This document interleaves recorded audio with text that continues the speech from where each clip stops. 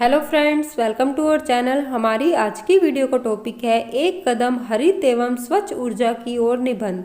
तो फ्रेंड्स, ये ऐसे का टॉपिक बहुत इंपॉर्टेंट टॉपिक है क्योंकि इस टॉपिक पर एक ऐसे कंपटीशन रखा गया है। तो मुझे भी एक स्टूडेंट का कमेंट आया था कि आप इस टॉपिक पर निबंध बनाइए, तो इसलिए मैं 700 वर्ड्स का यानी कि 700 शब्दों का निबंध आपके लिए इस टॉपिक पर लेकर आई हूँ। उम्मीद है ये आपके लिए हेल्पफुल होगा। तो फ्रेंड्स, अपने हर ऐसे की तरह हम इस ऐसे को भी हेडिंग्स में लिखेंगे। हेडिंग्स में लिखने से क्या होता है, एग्जामिनर को निबंध जो है वो बहुत अच्छे से समझ आता है और उस पर अच्छा प्रभाव पड़ता है हमारे निबंध का। तो चलिए इसके हेडिंग्स देख लेते हैं। सबसे पहले हम परिचय लिखेंगे, इसमें हम ऊर्जा क्या है इसके बारे में बताएंगे।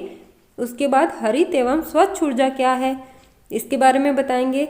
नेक्स्ट हेडिंग होगा हरित एवं स्वच्छ ऊर्जा क्यों आवश्यक है, इसमें हम इसकी आवश्यकता के बारे में बताएंगे।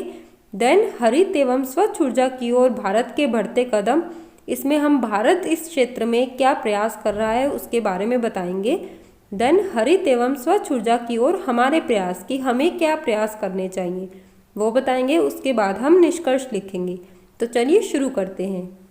तो सबसे पहले हम हरित ऊर्जा पर एक स्लोगन लिखेंगे। हमारा स्लोगन है हरित और स्वच्छ ऊर्जा की ओर कदम बढ़ाएं, आने वाले कल को खुशियों से सजाएं। उसके बाद हम परिचय स्टार्ट कर देंगे। किसी भी कार्य आदि को करने के लिए उपयोग होने वाली शक्ति को ऊर्जा कहा जाता है। ऊर्जा एक मूल्यवान संसाधन है जिसका उपयोग विभिन्न उद्योगों के संचालन हेतु किया जाता है। तो फ्रेंड्स, जैसा कि आपको मालूम ही है कि किसी भी काम का बिना ऊर्जा के होना बिल्कुल असंभव है। ऊर्जा एक प्रणाली को काम करने की क्षमता प्रदान करती है और इसके बिना कई उद्योग काम नहीं कर सकते हैं। ऊंचाई से गिरते हुए जल में ऊर्जा है क्योंकि उससे एक पहिए को घुमाया जा सकता है जिससे बिजली पैदा की जा सकती है। हरित एवं स्वच्छ ऊर्जा क्या है? हरित ऊर्जा वह ऊर्जा है जिसे पर्यावरण को नुकसान पहुंचाए बिना किसी बड़े तरीके से उपयोग किया जा सकता है। यह पर्यावरण के अनुकूल है और वायुमंडल में बहुत कम जहरीले पदार्थों को छोड़ते हुए विभिन्न प्रणालियों को शक्ति देता है। ग्रीन एनर्जी को नवीकरणीय ऊर्जा के रूप में भी परिभाषित किया जा सकता है क्योंकि यह स्रोत कभी समाप्त नहीं होता है। यह टिकाऊ ऊर्जा है जिसका उपयोग पीढ़ियों तक किया जा सकता है।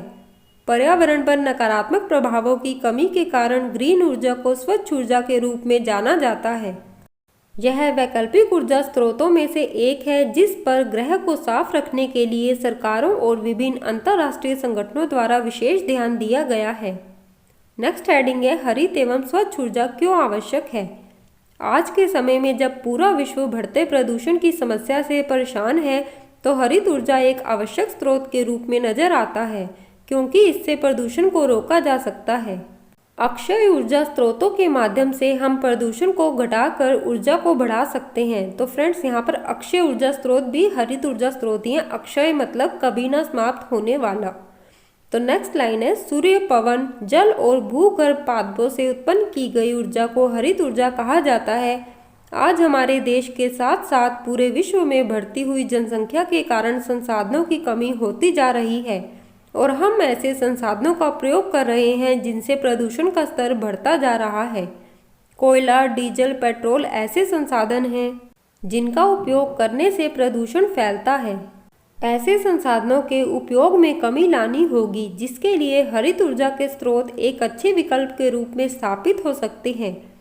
उसके बाद हम फिर से एक स्लोगन लिखेंगे, धरती को प्रदूषण के जहर से बचाना होगा, हरित ऊर्जा के स्रोतों को अपनाना ही होगा। नेक्स्ट हेडिंग है हरित एवं स्वच्छ ऊर्जा की ओर भारत के बढ़ते कदम। इस हेडिंग की स्टार्टिंग में हम एक रिपोर्ट लिखेंगे, एक फैक्ट लिखेंगे।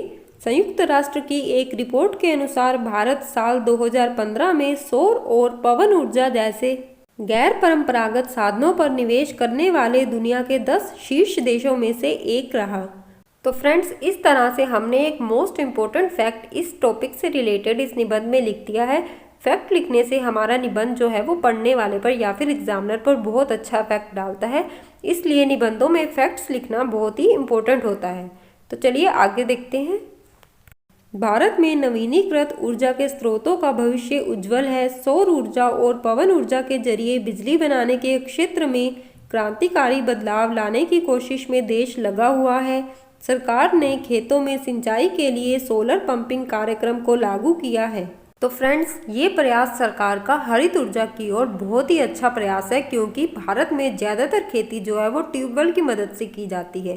तो उसमें या तो बहुत सारा डीजल खर्च हो जाता है या फिर बहुत सारी बिजली खर्च हो जाती है। तो इसलिए सरकार ने सोलर पंपिंग कार्यक्रम लागू किया है, ताकि हमें खेतों में पानी लगाने के लिए डीजल जैसे स्रोत पर निर्भर ना रहना पड़े। इस कार्यक्रम के तहत सौर ऊर्जा की मदद से ट्यूबवेल्स को चलाया जाएगा और खेतों में पानी लगाया जाएगा, जिससे बहुत सारी बिजली की भी बचत होगी, या फिर अगर डीजल से चलाते थे तो डीजल की बचत होगी और हमारा पर्यावरण भी सुरक्षित रहेगा। लगातार उन्नत हो रही तकनीक, सरकारी सहयोग, वैकल्पिक ऊर्जा तकनीकों के सस्ता होने और औद्योगिक जगत के आकर्षण के चलते नवीनीकृत ऊर्जा के स्रोत धीरे धीरे परंपरागत स्रोतों को विस्थापित कर रहे हैं। भारत दुनिया का पहला ऐसा देश है जिसने कार्बन टैक्स को लागू किया।